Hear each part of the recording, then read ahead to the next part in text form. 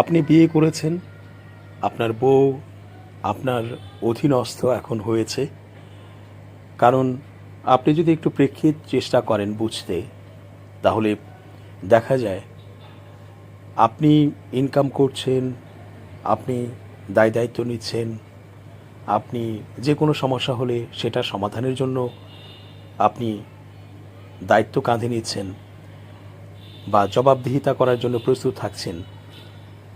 সেক্ষেত্রে আপনি কিন্তু এখানে মূল সংসারের কর্তা ব্যক্তি।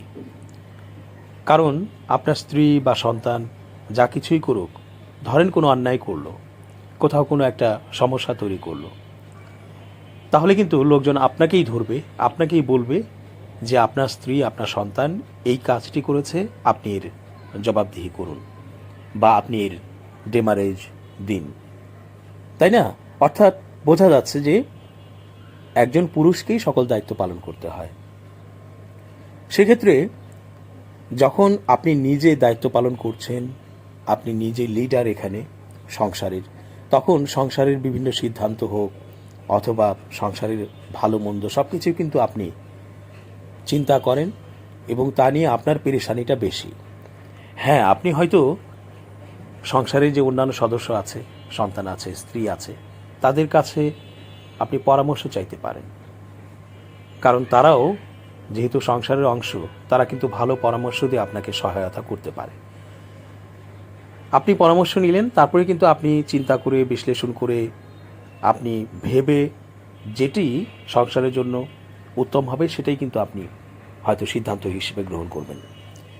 এখন যে বিষয়ে কথা বলার জন্য এই আলোচনার অবতারণা, তা হচ্ছে আপনি সংসার চালাচ্ছেন, আপনি দায়িত্ব নিয়েছেন, দায়ভার নিয়েছেন, জবাবদিহিতা আপনি করেন, অথচ আপনার সংসারের মূল যে পার্টনার মানে স্ত্রী, সেই স্ত্রীকে চালায় অন্যজন। আপনার কথা স্ত্রী শোনে না, আর স্ত্রী তো সন্তানাদিকে চালায়। ফলে সন্তানাদি ওই স্ত্রীর প্রতি আকৃষ্ট থাকে বা সন্তানাদি স্ত্রীর প্রতি সাপোর্টার হিসেবে কাজ করে, আপনার প্রতি নয়। ফলে এই যে আপনি একটা কর্তা ব্যক্তি, আপনি যে সংসার চালাবেন আপনার মনের মতো করে অথবা আপনার প্ল্যান অনুযায়ী, কারণ আপনার একটা ইনকাম আছে, এখানে খরচের ব্যাপার আছে। তো একটা সংসার চালাতে গেলে ফিন্যান্স একটা বড় ব্যাপার, কিন্তু এটা শুধু সংসারের ক্ষেত্রে নয়, যে কোনো ক্ষেত্রেই কিন্তু ফিন্যান্স একটা বড় ব্যাপার। তাহলে এই ফিন্যান্সিং যেহেতু আপনি করছেন এখানে, তাহলে আপনার কিন্তু একটা এখানে বড় রোল আছে সিদ্ধান্ত গ্রহণের বা কোনো কিছু বাস্তবায়নের। কিন্তু দেখা গেল যে আপনার মেইন পার্টনার মানে আপনার জীবন সঙ্গিনী, তাকে চালাচ্ছে অন্যজন। এখন তাকে কারা চালায়? মূলত চালাই হচ্ছে আপনার শ্বশুর বাড়ির লোকজন, মানে আপনার স্ত্রীর ভাই, ভাবি, আপনার স্ত্রীর মা, আপনার স্ত্রীর বোনেরা, এরা কিন্তু আপনার স্ত্রীকে চালায়। এবং এরা যেভাবে চালায় সেটা কিন্তু মিসগাইডেড হয়, কারণ তারা তো ফিন্যান্সের অংশটা দেখে না। তারা কিন্তু আপনার স্ত্রীর সাথে সংসার সরাসরি করে না, মানে একই ফ্ল্যাটে বা একই বাড়িতে বসবাস করে না। যদি করতো তাহলে তাদেরও একটা রোল থাকতো, তাদেরও নিশ্চয়ই পরামর্শ দেবার বা নেবার ব্যাপার থাকতো। কিন্তু যেহেতু তারা আলাদা আলাদা বাসায় থাকে, আলাদা আলাদা ফ্ল্যাটে থাকে, বাড়িতে থাকে, আলাদা আলাদা সংসার, সেক্ষেত্রে আপনার স্ত্রীকে আরেকজন চালায়, এতে কিন্তু আপনার সংসার চালাতে কষ্ট হয় বা সমস্যায় পড়তে হয়। কারণ আপনি একটা প্ল্যান করেছেন বা আপনার মতো আপনার ফিন্যান্স, আপনার অর্থকড়ি দিয়ে আপনি আপনার মতো সংসার চালাচ্ছেন, গুছিয়ে বা চিন্তা করে আপনি চালাচ্ছেন। কিন্তু সেখানে যখন আপনার স্ত্রী অন্যের দ্বারা পরিচালিত হয়, তার বোনের দ্বারা, তার মায়ের দ্বারা, তার বাবার দ্বারা, তার ভাবির দ্বারা, তার ভাইয়ের দ্বারা, তাহলে কিন্তু এখানে সমস্যাটা তৈরি হয়ে যায়। অর্থাৎ আপনার স্ত্রী আর আপনার কন্ট্রোলে থাকে না। তো আমরা আমাদের সমাজে, আমাদের সব জায়গায়, এই পরিবারে আমরা দেখি যে আমাদের স্ত্রীদেরকে অন্যেরা চালাচ্ছে, আর তখনই স্ত্রীরা কিন্তু বাঁধন হারা হয়ে যায়। মানে এই যে পুরুষটির বা স্বামীটির কথা শুনবে সেটা সে শুনতে চায় না। কারণ স্বামী চিন্তা করে তার বাজেট অনুযায়ী তার সংসারটি চালাবার, কিন্তু যখন স্ত্রী দেখে, স্ত্রী যখন চিন্তা করে যে না, আমার বোন তো এই কথা বলেছে, আমার ভাই তো এই কথা বলেছে, আমার ভাবি তো এই কথা বলেছে, বা আমার মা তো, আমার বাবা তো এই কথা বলেছে, সুতরাং সে কথা অনুযায়ী আমার হাজবেন্ডের উপর চাপ তৈরি করতে হবে। যে তুমি এটা করতে পারছো না কেন, বা তোমাকে দিয়ে এটা হচ্ছে না কেন, বা সংসারে ওই জিনিসটা তুমি আনতে পারছো না কেন, বা সংসারের জন্য ওই জিনিসটার ব্যয়ভার তুমি বহন করতে পারছো না কেন।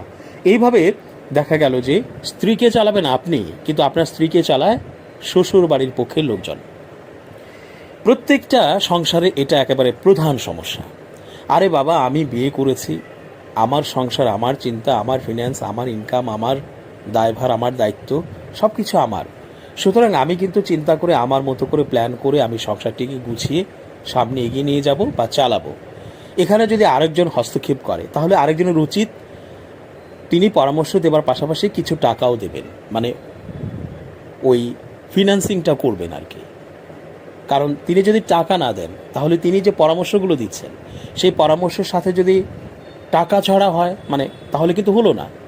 কারণ ধরুন আপনি একটা পরামর্শ দিলেন যে আপনার হাজব্যান্ড, মানে তোমার হাজব্যান্ড তো তোমাকে হাত খরচ বাবদ 5,000 করে টাকা দেয় না, এটা এক্সট্রা একটা টাকা তোমার হাতে দেবে, তোমাকে কি দেয়? তখন আপনার স্ত্রী বলল যে না, আমাকে তো দেয় না, আমাকে একটি টাকাও হাত খরচ আলাদাভাবে দেয় না, আমাকে হয়তো প্রয়োজনীয় যে খরচ আদি লাগে টাগে সব কিছু দেয়, কিন্তু এক্সট্রা যে 5,000 বা 10,000 টাকা আলাদাভাবে দেবে, যে তুমি আলাদাভাবে খরচ করবে, সেইভাবে হয়তো তিনি দিতে পারেন না বা দেন না। এখন স্ত্রীর বোন অথবা বাবা মা বললেন, এটা কি কথা? হ্যাঁ, আমরা তো আমাদের স্বামীর কাছ থেকে 10,000, 20,000, 50,000 টাকাও মাসিক নিচ্ছি হাত খরচ বাবদ, এবং আমাদের স্বামী প্রশ্নও করে না যে কেন আমরা নিলাম টাকাটা, কোথায় খরচ করলাম। তো এইরকম একটা কথা যদি আপনার স্ত্রীকে শ্বশুরবাড়ির লোকেরা বলে এবং বলে যে তুমি তোমার হাজব্যান্ডের উপর প্রেশার ক্রিয়েট করো, কেন সেটা দিচ্ছে না, কেন দিতে পারছো না, তার ইনকাম বাড়াতে বলো, তাহলে কি হলো? এটা নিয়ে হয়তো স্বামীর সাথে একটা বিতণ্ডা তৈরি হলো বা ঝগড়া লেগে গেল। কারণ স্বামীর হয়তো ওই বাজেট এই মুহূর্তে বা এখন নেই, সে হয়তো চিন্তা করছে যে আমি তো চালাচ্ছি সংসারটা, এখানে আবার বাড়তি 5,000, 10,000 টাকা প্রতি মাসে অথবা এক সপ্তাহে আমি কেন দেব, বা দেওয়ার প্রয়োজন আছে কি আমার যদি সংসারটা চলে ঠিকঠাক মতো। তার মানে হচ্ছে এই ফিন্যান্স নিয়ে, এই টাকা নিয়ে একটা গণ্ডগোল তৈরি হয়ে গেল। তাহলে যারা পরামর্শটি দিলেন আপনার স্ত্রীকে, তারা সাথে সাথে টাকা দিয়ে দিতেন যে ঠিক আছে, তোমার হাজব্যান্ডের কাছে না চেয়ে এই যে আমি 5,000 টাকা প্রতি মাসে দিচ্ছি, এই যে আমি 10,000 টাকা প্রতি মাসে দিচ্ছি তোমার হাত খরচের জন্য, তাহলে কিন্তু পরামর্শটাও আসলো, টাকাটাও আসলো। আপনি এমন পরামর্শ দিচ্ছেন যেটার সাথে টাকা সংশ্লিষ্ট, এবং টাকার একটা ম্যানেজমেন্টের ব্যাপার আছে, টাকার একটা প্রবাহের ব্যাপার আছে, টাকার অ্যাভেলেবিলিটির ব্যাপার আছে। সেটা কে দেখছে? হাজব্যান্ড। এখন হাজব্যান্ড যদি সেটা নিজের মতো করে মেনটেন করে বা প্ল্যান করে এগিয়ে যায় সংসার নিয়ে, তাহলে অন্যদের সমস্যা কি? অন্যদের তো কোনো সমস্যা নেই, কিন্তু অন্যরা যখন এইরকম পরামর্শ দেন যেটার সাথে টাকার সংশ্লিষ্টতা আছে, তখন কিন্তু সংসারের মধ্যে অশান্তি শুরু হয়ে যায়, এবং সংসার কিন্তু একেবারে এমন একটা অবস্থায় যায় যে হাজব্যান্ড ঘরে বা ছুটির দিনে থাকতেই পারে না, তাকে বাইরে থাকতে হয়, বাইরে খেতে হয়, বাইরে রাত্রি যাপন করতে হয়, এবং যত দূর সম্ভব বউয়ের কাছ থেকে তার দূরে থাকতে হয়, সন্তানের কাছ থেকে দূরে থাকতে হয়।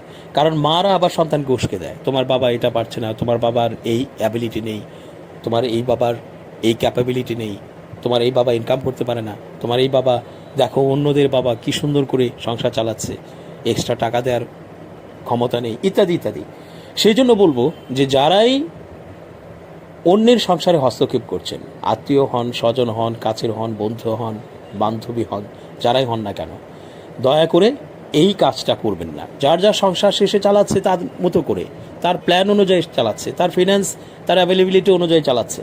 সুতরাং এখানে অন্যজন যখন হস্তক্ষেপ করবেন তখন সাথে করে ফিন্যান্স দেবার চেষ্টা করবেন, অর্থাৎ ফিন্যান্সিং করার চেষ্টা করবেন। যদি সেটা না পারেন তাহলে দয়া করে অন্যের সংসারে হস্তক্ষেপ করবেন না, অন্যের স্ত্রীকে পরামর্শ দেবেন না, উস্কে দেবেন না, এবং অন্যের স্ত্রীকে আপনি পরিচালনা করতে যাবেন না।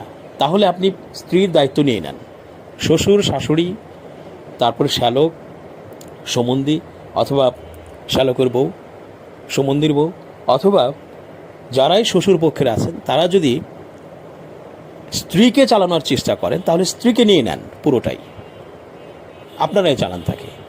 আর যদি আমাকে দিয়ে থাকেন স্ত্রী, মানে ব্যাপারটা হচ্ছে এরকম যে স্বামীকে যদি স্ত্রী দিয়ে থাকে এই শ্বশুর বাড়ির লোকেরা, তাহলে স্বামীজি, স্বামী মহোদয় যেভাবে সংসারটি চালাচ্ছে পরিকল্পনা করে, গুছিয়ে বুঝিয়ে, শুধু গুছিয়ে নয় বুঝিয়ে স্ত্রীকে ম্যানেজ করে চালাচ্ছে, তাকে তার সংসারটি চালাতে দেন। অন্য কোনো মানুষের সেখানে হস্তক্ষেপ করবেন না, পরামর্শ দেবেন না, অন্যের স্ত্রীকে আপনারা চালাতে যাবেন না।